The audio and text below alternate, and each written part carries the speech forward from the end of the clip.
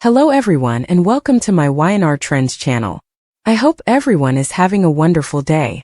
Before we begin, please hit the subscribe button and give this video a thumbs up. The opulent silence of the Newman Enterprises penthouse office was a lie. A carefully constructed facade of order and control that belied the tempest of human drama, constantly swirling through the lives of those who claimed it as their personal domain. Outside the floor-to-ceiling windows, the sky over Genoa city was deepening into a bruised twilight, the first brave stars pricking the vast canvas of indigo, while below, the city lights began to twinkle like a scattered trove of diamonds, a view that was supposed to inspire awe and ambition but so often served as mere backdrop for schemes and heartbreaks.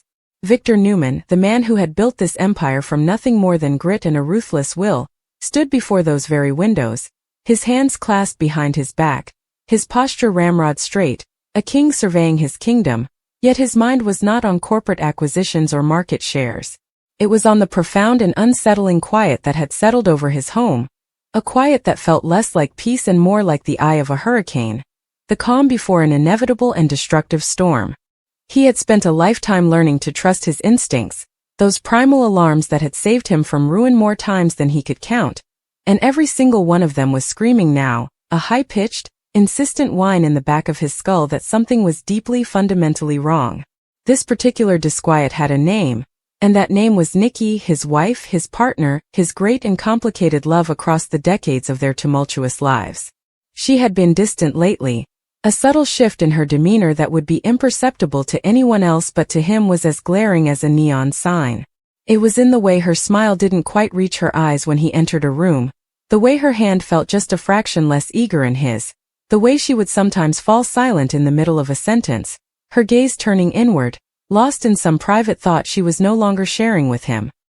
He had tried to dismiss it at first, attributing it to stress, to the lingering fatigue from her past struggles, to the simple accumulated weariness of a life lived at such a high pitch of emotion and conflict. But this felt different. This felt like a secret, and Victor Newman, above all else, could not abide secrets, especially not ones held by the person who was supposed to be his other half. He had learned the hard way that secrets in Genoa city were like seeds planted in fertile soil. Left unattended, they would inevitably grow into twisted, poisonous vines that could strangle the mightiest of oaks, and he was determined to rip this particular seedling out by the roots before it could even break the surface. He turned from the window, his movement sharp, decisive, the leather of his chair sighing softly as he settled into it, his fingers steepled beneath his chin. He had business to attend to, a mountain of paperwork and contracts that demanded his attention, but the words on the pages blurred into meaningless glyphs, his concentration shattered by the persistent, nagging worry. He needed to see her, to look into her eyes and, with the intimate knowledge of a husband who had known every iteration of this woman, discern the truth. He wouldn't accuse, he wouldn't demand, not yet. He would observe. He would be the strategist he had always been, gathering intelligence before launching his campaign. Decisively he stood, grabbing his jacket from the back of the chair. He wouldn't call ahead. Surprises he had found often yielded the most unvarnished truths. The drive home was a blur of city streets and his own grim reflection in the windshield, the powerful car purring beneath him, a mechanical extension of his own focused intent. He pulled into the circular driveway of the grand estate, the house looming before him, a monument to their shared history, every brick seemingly mortared with joy, pain, betrayal, and redemption. It was usually a sanctuary, but tonight it felt like a fortress, and he was no longer certain if he was the keeper of the gate, or the enemy laying siege to it. He let himself in through the heavy front door, the familiar scent of polished wood and flowers greeting him, but the air was still, the house too quiet. "Nikki," he called out, his voice echoing slightly in the vast foyer. There was no answer. A flicker of unease, sharper now, twisted in his gut. He moved through the lower levels, the library, the sunroom, all empty. His footsteps were silent on the plush carpets as he ascended the grand staircase, his senses on high alert. It was as he reached the upper landing that he heard it, the faint, muffled sound of his wife's voice coming from behind the closed door of her private sitting room, the small, elegant space she used for reading, making phone calls, or simply stealing a moment of solitude away from the relentless pressures of their world. He moved closer, his initial relief at knowing she was home instantly transforming into a new, more potent form of anxiety. She was talking to someone, her tone low, urgent and strained.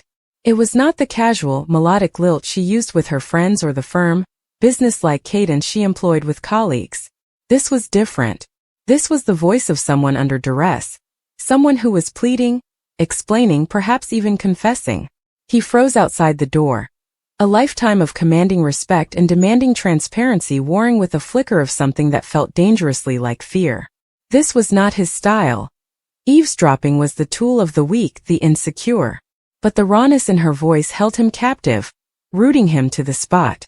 He told himself he was protecting her, protecting them, but in that moment, he was simply a man terrified of what he might hear. And then the words came, clear and devastating, slicing through the polished mahogany door as if it were tissue paper. "Please," Nikki was saying, her voice trembling with a vulnerability he hadn't heard in years. "You have to understand I didn't have a choice. I'll get you the money, I promise. Just don't do anything rash. Please, Jill." The name hung in the air, a toxic cloud. Jill. Jill Foster Abbott. The arch-nemesis, the lifelong adversary. The woman who had been both a thorn in his side and a mirror to his own ruthlessness for longer than he cared to remember. His mind reeled, struggling to process the impossible conjunction of his wife's pleading voice and that name. Jill. And then, as if the first revelation wasn't shattering enough, Nikki spoke again, her next words landing with the force of a physical blow, sucking the air from his lungs and turning his blood to ice. "I'll do whatever you want," she whispered, the defeat in her tone a palpable, painful thing. "Just tell me what to do." "Boss."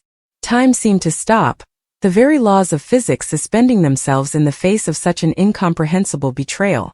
"Boss." The word echoed in the cavernous silence of his mind, grotesque and wrong. Nikki, his Nikki, calling Jill Foster Abbott boss. It was an obscenity, a complete and utter inversion of the natural order of their universe. Every shared history, every battle-faced enemy, every whispered reassurance in the dark was suddenly called into question, rendered null and void by that single one-syllable word. A cold, murderous rage began to uncoil deep within him, a familiar, almost comforting sensation in its sheer intensity. It was a purer emotion than the bewildering hurt that threatened to swamp him. The pieces, against all logic, began to click into a horrifying picture. The distance, the secrecy, the evasiveness, it all pointed to one thing. Nikki was working for Jill. She was entangled with Jill in some way that involved money, that involved subservience, that involved a secret so profound she had been hiding it from him, her husband, while confessing it to his greatest enemy. The trust that was the bedrock of their marriage, a foundation they had painstakingly rebuilt after so many cracks and fractures over the years, now felt like it was turning to dust beneath his feet. He didn't wait to hear more. There was no more to hear that could possibly make this any worse. He took a single step back, his body moving with a predator's grace, and then he reached out, his hand closing around the cool brass doorknob. He didn't knock. He turned it and pushed the door open. The scene that greeted him was one of such stark, domestic normalcy that it seemed to mock the seismic shift happening in his soul. Nikki was standing by the window, her back to him, her phone clutched tightly in her hand, her shoulders slumped in a posture of utter dejection. The soft golden light of the lamp cast a warm glow on the elegant room, illuminating the plush armchairs, the shelves of books, the framed photographs of their family, a gallery of their hard-won happiness. She must have heard the door, or perhaps she simply felt the sudden violent shift in the atmosphere, the intrusion of his presence like a sudden drop in barometric pressure. She spun around, her eyes wide, her face draining of all color so rapidly he thought she might faint. The phone slipped from her grasp, clattering onto the thick Persian rug, the sound unnaturally loud in the stunned silence. "Victor!" she gasped, her hand flying to her throat. Her eyes, those brilliant blue eyes he had loved for a lifetime, were wide with a potent cocktail of shock, fear and guilt. She was, in that unguarded moment, stunningly beautiful and utterly shattered, a masterpiece of porcelain on the verge of fragmentation. And he was stunning in his fury, a force of nature contained within the impeccable lines of a tailored suit, his presence filling the room, making the very air crackle with dangerous energy. He didn't speak at first, his gaze pinning her in place, dissecting her, seeing through every fragile defense she might try to erect. He took in every detail, The slight tremble of her lower lip, the frantic pulse at the base of her throat, the way her fingers twisted together in a nervous, fluttering dance. She was a rabbit caught in the glare of headlights, and he was the oncoming truck. "Victor," she said again, her voice a strained whisper. I didn't hear you come in." It was a pathetic, transparent attempt to regain some semblance of control, to normalize a situation that was anything but normal. He finally allowed his voice to emerge, low and deceptively calm, a velvet sheath over a blade of steel. "No," he said, the single word dripping with implication. "I imagine you didn't. You seemed preoccupied." He took a slow, deliberate step into the room, his eyes never leaving hers. "Care to tell me who you were just speaking with, Nikki? And what precisely you meant when you called Jill Foster Abbott? Boss?" The question hung in the air, a guillotine poised to fall. He saw the flinch, the almost imperceptible recoil as the words struck home. She opened her mouth, then closed it again, her mind clearly racing, scrambling for a lie, an excuse, any story that could possibly extricate her from this catastrophic moment. He could see the calculations flickering behind her eyes, the desperate search for a foothold on a cliff that was crumbling beneath her. It's not what you think," she began, her voice trembling, the words a hollow, useless cliché that only served to fuel his anger. "Oh, I think it's exactly what I think," he countered, his voice hardening, the calm beginning to fracture. "I stood outside that door, Nikki. I heard you. I heard you pleading with her. I heard you promise her money. And I heard you give her a title that, in this family, is reserved for me. So you will explain it to me. Now. From the beginning." He moved closer, stopping just a few feet from her, forcing her to look up at him, to confront the full, unadulterated force of his wrath and his pain. The space between them, usually a bridge of intimacy, now felt like a chasm, and he was on one side, the betrayed, and she was on the other, the betrayer. The stunning tableau was complete. The powerful, wounded husband and the terrified, guilty wife, locked in a silence that was louder than any scream. The world outside, with its twinkling lights and mundane concerns, had ceased to exist. There was only this room, this moment, and the devastating truth that was about to be forced into the open, no matter the cost. The silence stretched, taut and brittle, a thin sheet of ice over a bottomless lake of recrimination. Nikki seemed to shrink before him, the elegant, formidable woman he knew replaced by a frightened girl, her defenses utterly demolished by his unexpected and devastating appearance. The color had not returned to her face. She was a study in white and gold, her pale skin a stark contrast to the lamplight catching the subtle highlights in her blonde hair.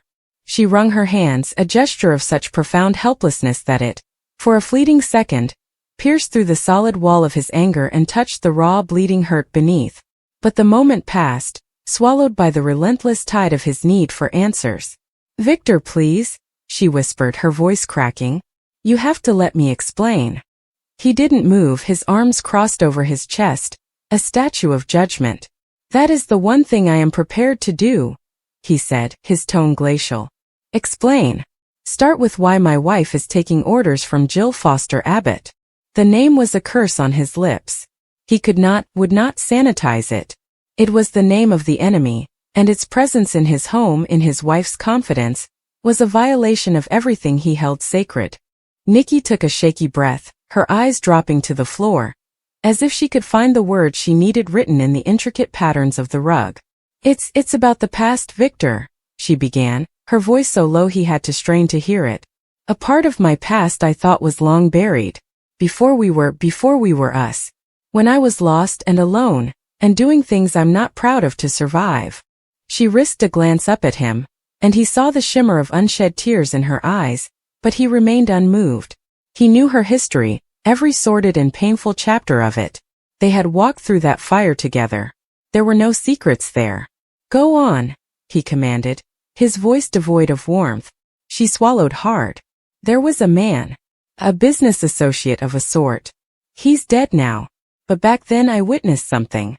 Something I shouldn't have. It was an accident, a meeting I wasn't supposed to be at. I saw him. With someone discussing something illegal. I didn't understand the full scope of it then. I was just a kid, scared out of my mind. I ran and I never looked back. I buried it so deep I almost convinced myself I'd dreamed it." Victor listened, his expression unchanging, But his mind was working, fitting this new information into the puzzle. A witness to a crime. It was a classic Genoa city story, one he'd seen play out a dozen times. What does this have to do with Jill? He asked, his impatience barely contained. He kept records, Nikki continued, her voice gaining a sliver of strength now that the dam had broken. Diaries, ledgers. He was meticulous. And after he died, his possessions, they were scattered. Lost. Or so I thought. She took another ragged breath. Jill found them. I don't know how, I don't know where. But she has them. And in those ledgers there are entries coded but clear enough that mention me being there that night. It implicates me, Victor. It makes it look like I was a part of it, an accomplice. If this gets out, it's not just embarrassment. It could be prison. The word landed with a dull thud. Prison. For a moment the sheer absurdity of it almost made him laugh. Nikki Newman, the queen of Genoa city society, facing incarceration for some decades-old transgression? It was unthinkable. But the raw, animal fear in her eyes told him she believed it completely. So she's blackmailing you, Victor stated, the pieces finally snapping into a coherent, if monstrous picture. It wasn't a question. The money he'd heard her promise, the subservient tone, the dreaded title of boss. It all made a terrible twisted sense. Jill was leveraging a ghost from Nikki's past to force her into what? What could Jill possibly want from Nikki that was worth this level of manipulation? It started small, Nikki confessed, her shoulders slumping further as the full weight of her confession settled upon her. A few favors. Leaking a piece of harmless corporate information. Steering a vote on a charitable board away from something she opposed. Nothing that seemed to hurt anyone. Nothing that seemed to hurt you. She said if I did these things she would give me the pages one by one, and eventually it would all be over. She looked at him, her eyes pleading for understanding. I thought I could handle it, Victor. I thought I could fix it myself without dragging you into this mess, without you having to clean up yet another one of my mistakes. I didn't want you to look at me with that disappointment. I couldn't bear it. Her voice broke on the last word, and a single tear traced a path down her cheek. Victor felt a complex, painful twist in his chest. Her reasoning, however flawed, was rooted in a truth he understood all too well. Their relationship had always been a dance of strength and vulnerability, of him being the protector and her, at times, the one who needed protecting. She had fought so hard for her independence, for her sobriety, for her place as his equal. The idea of coming to him, cap in hand, over a threat from their oldest enemy, must have felt like an admission of failure, a regression to a version of herself she had worked tirelessly to leave behind. But her secrecy, her decision to go to Jill alone, to call her boss, that was a betrayal that cut far deeper than the original secret itself. So instead of coming to me, your husband, you decided to handle Jill Foster Abbott on your own? He asked, his voice dangerously quiet. You allowed her to believe she had power over you? Over my wife. You gave her that satisfaction. The rage was bubbling up again, hotter and more focused now, directed not just at Nikki, but at Jill, a white-hot hatred that promised retribution. Do you have any idea what you've done, Nikki? You haven't contained this, you've empowered it. You've shown Jill our underbelly. You've handed her a weapon and then turned your back, trusting her not to use it. The woman who has spent her entire life trying to destroy this family. He took a step forward, his control finally beginning to slip. How could you be so naive? How could you be so foolish? The words were harsh, meant to wound, and he saw them land, saw her flinch as if he'd struck her.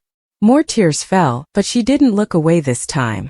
I was scared, she cried out, her own frustration and fear finally breaking through. I am scared. This isn't some business rival you can intimidate or buy off, Victor. This is my freedom. My life. And I was trying to protect it. I was trying to protect us. Protect us, he thundered, his voice echoing in the quiet room. By aligning yourself with the devil? By becoming her errand girl? There is no us in that equation, Nikki.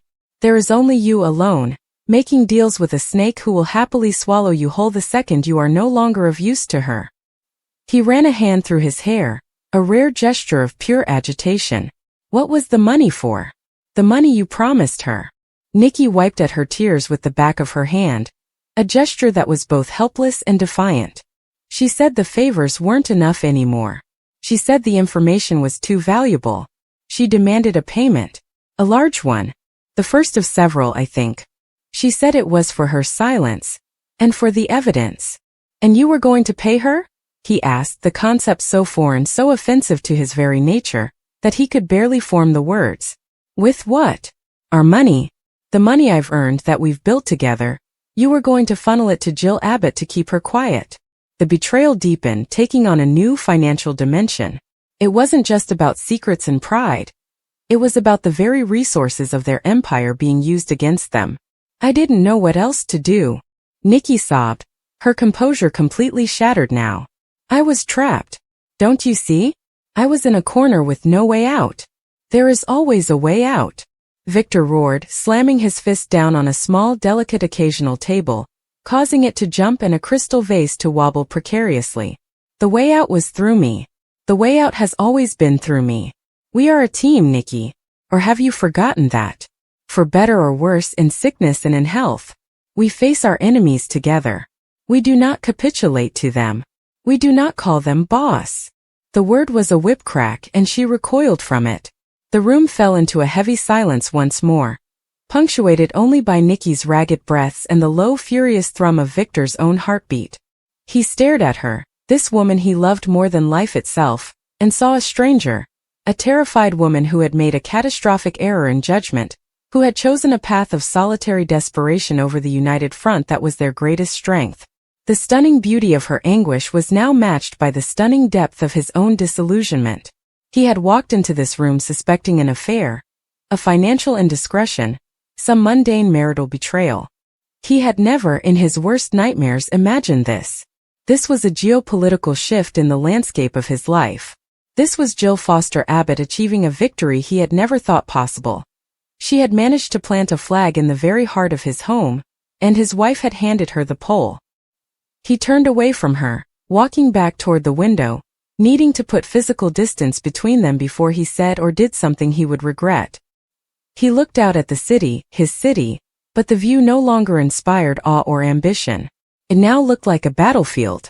Jill was out there, somewhere, likely smug and self-satisfied, believing she had the great Victor Newman by the throat through his wife. The sheer, unmitigated gall of it took his breath away. And the most maddening part was that she was right. For the moment she did have leverage. Because the one thing, the only thing in this world that could truly cripple him was Nikki. Her safety, her happiness, her freedom. Jill had found the one chink in his armor, and she was driving a spear directly into it.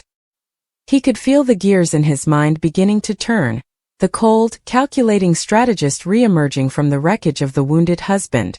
The emotional storm was not over, not by a long shot, but it was now being channeled, focused, and converted into pure, undiluted purpose. The time for recriminations with Nikki was not over, but it would have to wait. There was a more immediate threat to be neutralized. He turned back to face her. Her sobs had subsided into silent, shuddering breaths, and she was watching him, her eyes red-rimmed and full of a desperate hope, waiting for him to pronounce her sentence, to tell her what would become of them now. He saw the love there, tangled up with the fear and the guilt, and it was that love, that undeniable, enduring connection, that finally tempered his rage into something harder, colder, and more determined. "You will not give her a single dime," he said, his voice low and absolute, leaving no room for argument. "You will not take her calls. You will not speak to her again. Is that understood?" Nikki nodded mutely, a fresh wave of tears spilling over at the sheer, relieving force of his command. He was taking over.